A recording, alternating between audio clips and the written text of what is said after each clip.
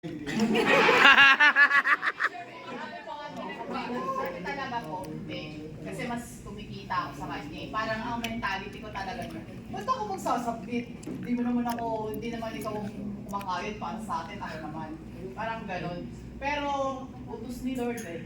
Walang mag-Lord. Pero unti-unti, gaya dun sa D-group, syempre, na-encourage ka nila kung ano yung dapat. Pero mahirap ko struggle. Promise, for ilang years namin Christian, hindi ganun kadali.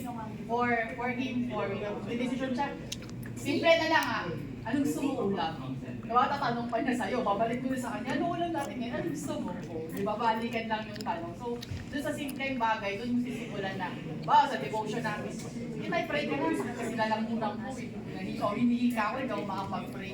Dati hindi ako na naman, ganun siya. Pero, nung later part, hindi na din. Pero mas struggle talaga, hindi siya yung isang buwan, 2 buwan, taon.